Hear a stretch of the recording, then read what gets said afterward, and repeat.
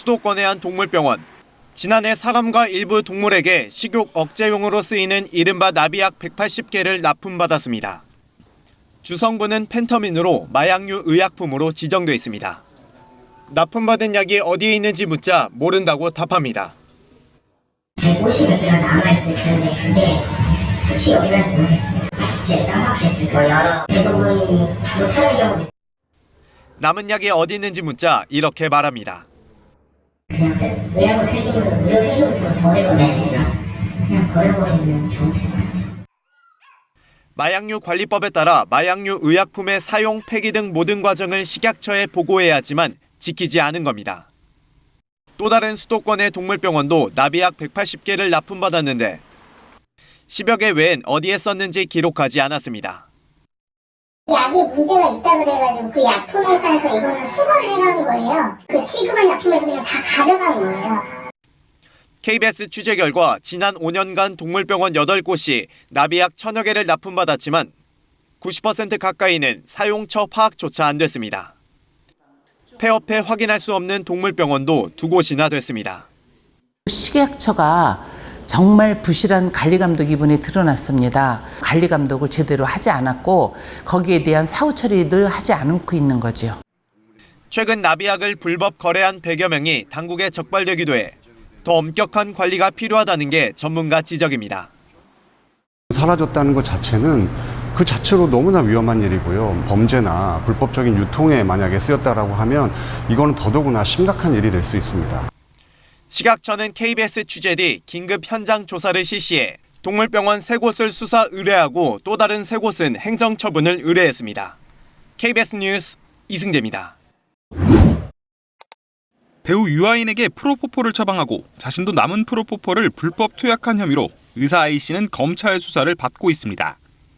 대한의사협회는 프로포폴을 대량 빼돌려 유통시킨 혐의로 성형외과 의사들을 검찰에 고발했습니다.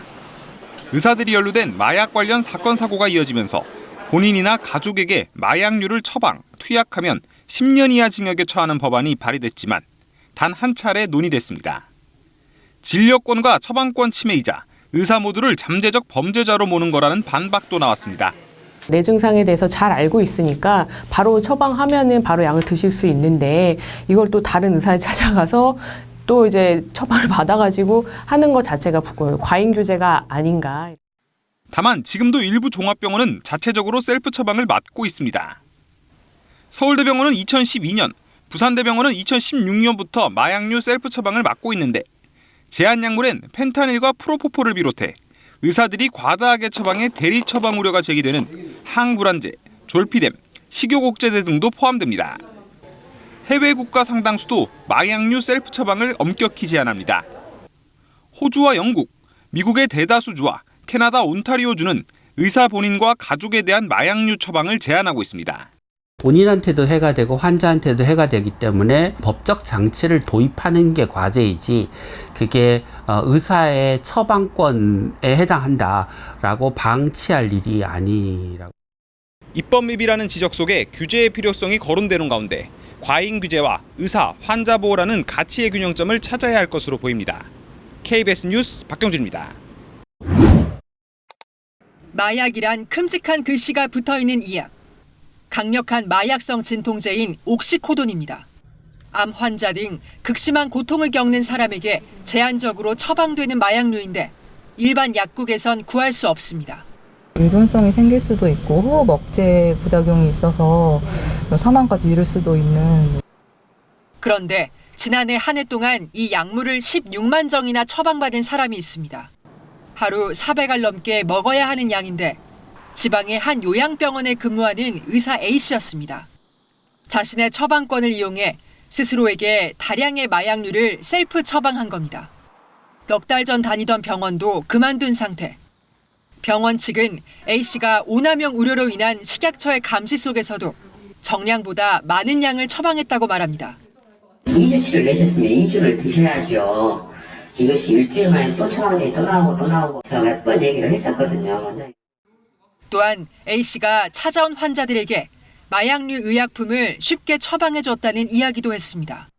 꼭 원장님한테 처방을 받아야 되겠다고 오시는 분이어서 저는 이분이 어떤 명의시길래 그런데 보니까 향균 같은 이렇게 들어있더라고요. 어렵게 연락이 닿은 의사 A씨. 척추 수술 후유증 때문에 진통제가 필요했다며 처방받은 마약류는 자신이 모두 먹었다고 했습니다. 이제 약이라는 게 톨러런스가 있잖아요. 그러다 보니까 이렇게 늘어나더라고요. 그리고 약이 또 반응을 하더라고요. 그러다 보니까 용량이 자꾸 올라갔고요. A씨는 식약처 의뢰로 검찰 수사도 받았지만 검찰은 지난 5월 기소유예했습니다.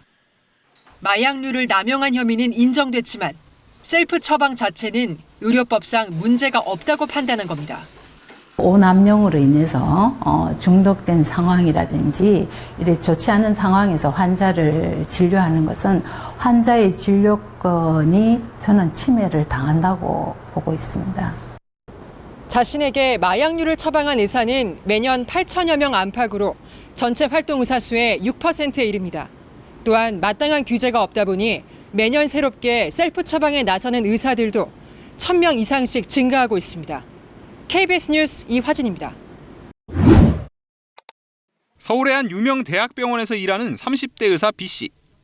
2020년부터 3년 반 동안 마약류 의약품 1,600여 정을 본인에게 처방했습니다. 수면유도제인 졸피뎀을 비롯해 ADHD 치료제, 항불안제 수백 정이 포함됐습니다. 이 병원에선 매년 100명 안팎의 의사들이 스스로 마약류 의약품을 처방했는데 불안장애를 치료하는 항불안제, 수면유도제인 졸피뎀과 기침을 잡는 진해제도 많았습니다. 해당 병원에선 펜타닐 등 강한 마약류에 대해선 처방을 막아뒀다면서도 처방을 아예 못하도록 강제할 수는 없다고 해명했습니다.